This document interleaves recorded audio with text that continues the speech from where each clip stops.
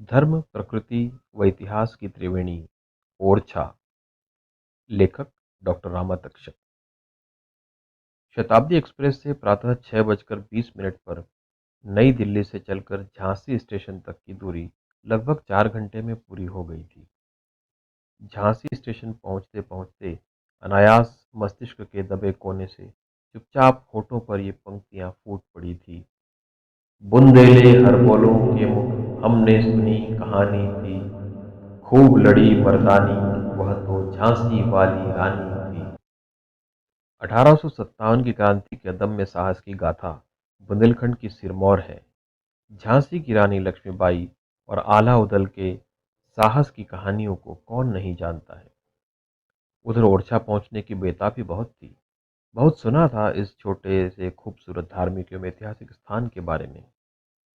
Rail से Jhansi station पर उतरते ही टैक्सी ड्राइवर से भी मुलाकात हो गई थी। वह पूर्ववत सूचित था शताब्दी के डिब्बा नंबर के बारे में। टैक्सी ड्राइवर ने सामान उठाने में भी बिना कुछ कहे पुरजोर सहायता की। टैक्सी में सवार होने के बाद झांसी की भीड़ भरी सड़कों को चीरते हुए आर्मी कंटोनमेंट के रास्ते लगभग 20 मिनट में ओरछा की सीमा में पहुंच चुके थे। यहां पहुंचते ही हमने कार की खिड़की के शीशे खोल लिए थे।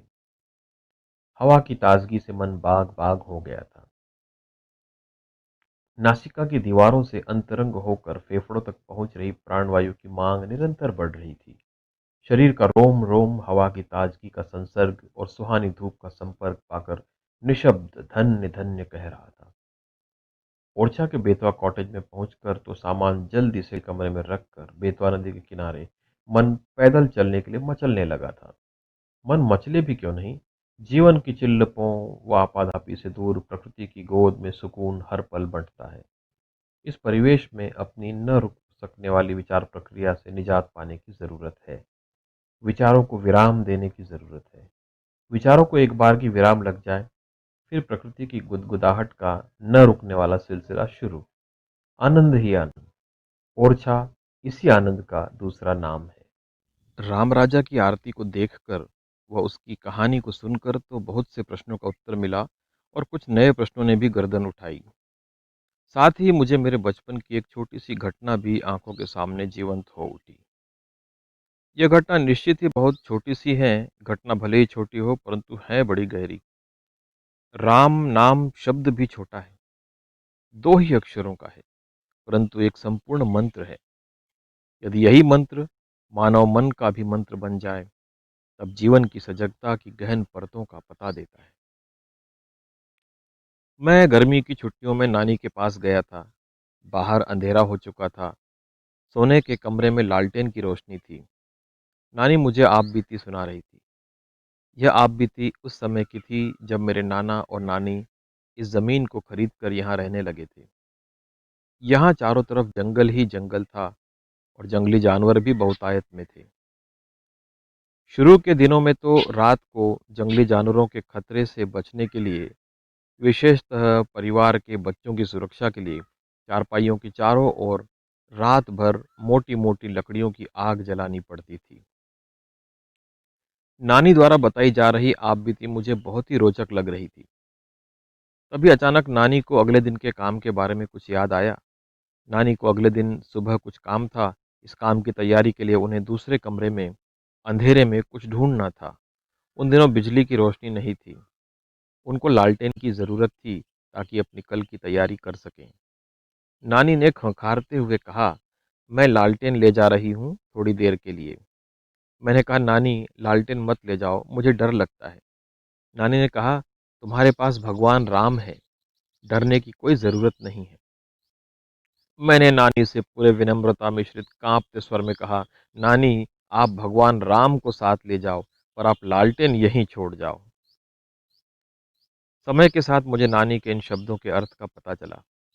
मन की लालटेन के जलने से ही सब डर दूर होते हैं, सब संताप मिट जाते हैं। बाहरी लालटेन की वहाँ कोई भूमिका नहीं है, वहाँ भय नहीं है। इसी दृष्टि की रानी गणेश कुंवरी की कहानी एक जीवंत उदाहरण है, जिन्होंने अपने जीवन के अहम रूपी महल को तपस्या से खाली कर राममय हो जाने दिया। इसी प्रतीक रूप महल में अपने आराध्य की प्रतिमा को स्थापित कर दिया। ओरछा के राजा मधुकर शाह जूदेव व रानी गणेश कुंवरी की कहानी सुनकर भारतीय दर्शन की दृष्टि से बहुत ही रोचक लगी। यह कहानी प्रतीकों से ओतप्रोत है। यद्यपि यह कहानी 16वीं शती के उत्तरार्ध की है, लेकिन मन के केंद्र में यह कहानी सदैव समयातीत है, सदैव अद्यतन है। राजा मधुकर शाह जूदेव स्वयं कृष्ण लीला में रंगे हैं और रानी गणेश कुंवरी राम के रंगों में। रानी की कहानी में अहम रूपी महल को खाली कर परमात्मा के आसन को स्थान देना प्रतीकात्मक है। आराध्य तो साधक के साथ है। साधक चाहे महल में रहे या झोपड़ी में, साधक जहाँ है आराध्य भी वही है। आराध्य के आसन को किसी मंदिर या किसी भवन विशेष की आवश्यकता नहीं है। मानव जीवन में हर व्यक्ति जीवन के सच को जानना चाहता है, वह सच जो सर्वव्यापी है, जिसे जानने पर महल और झोपड़ी का फर्क मिट जाता है। फिर चाहे राजमहल हो या कोई कुटिया हो, कोई फर्क नहीं पड़ता है। जिसे जानने पर महलों के राजसी ठाट बाट को सहज ठोकर मारी जा सकती है, वह सच जिसे जानने पर कुछ और जानने की आवश्यकता नहीं है, जहाँ शब्दों की कोई सत्ता नहीं है, जिसे जानकर शब्द भाव संकेत का काम करता है। सच एक ऐसी अनुभूति है जिसकी समग्र अभिव्यक्ति संभव ही नहीं है।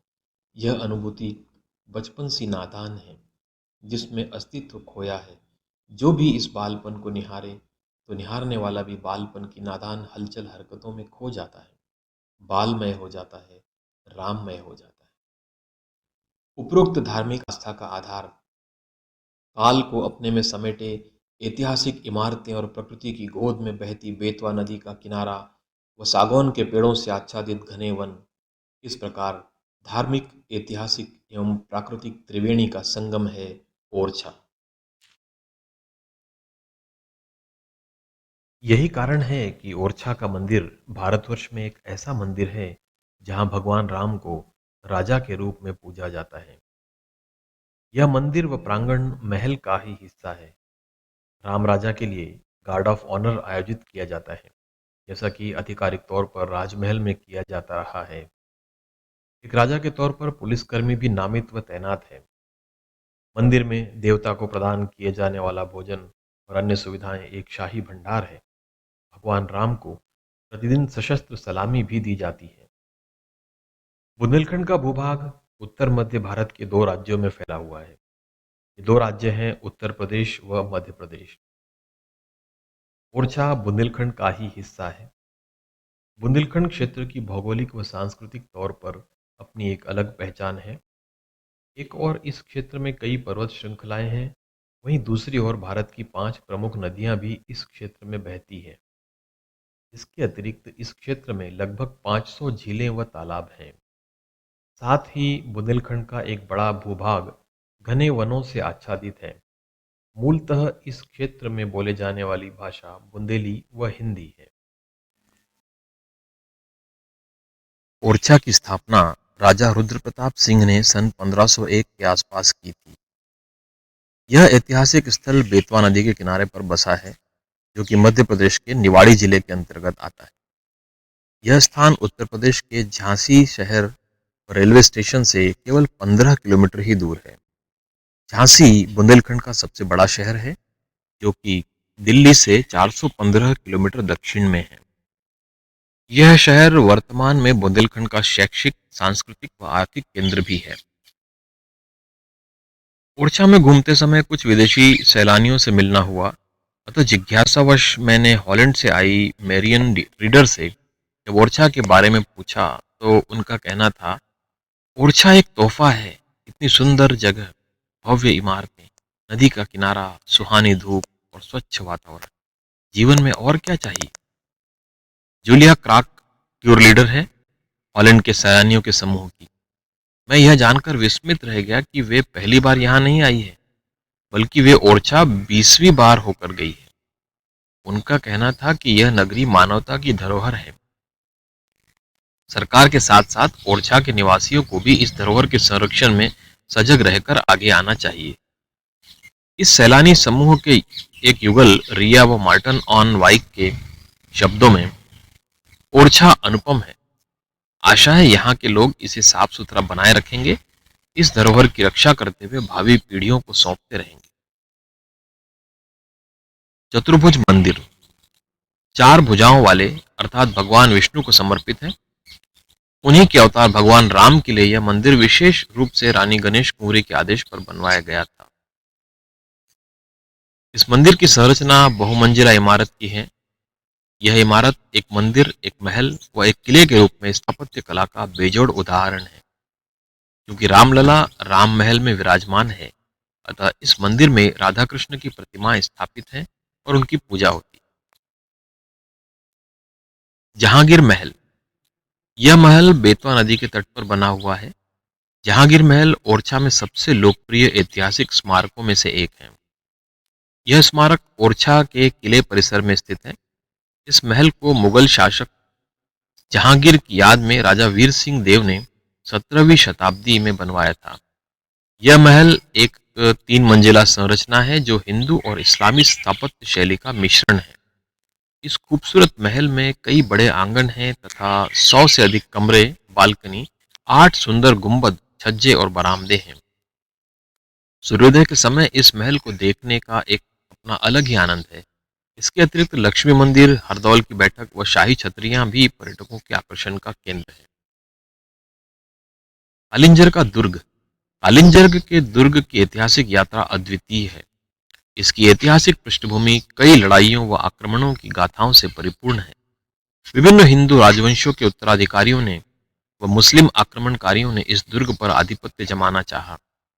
इस दुर्ग ने बहुत से सत्ताधीशों के उदय और पतन को देखा, लेकिन मुगल शासकों के अलावा कोई अन्य इस पर लंबे समय तक अपना आधिपत्य नहीं रख पाया। यह दुर्ग एक लगभग 370 मीटर ऊंची चट्टानी पहाड़ी पर बना हुआ है। यह पहाड़ी विंध्याचल के एक छोर पर है। इस दुर्ग में कई मंदिर बने हुए हैं जो गुप्त वंश द्वारा 3रे से 5वीं शती में बनाए गए। 1857 के विद्रोह के समय भी कालिंजर के किले ने अहम भूमिका निभाई थी। इस समय दुर्ग और शहर दोनों जो पहाड़ी के तल पर स्थित हैं, मंदिर, मूर्तियों, शिलालेखों और गुफाओं के अवशेषों के कारण पुरातत्ववेत्ताओं के अध्ययन की रुचि का विषय हो सकते हैं। आलेख डॉक्टर रामा तक्षक।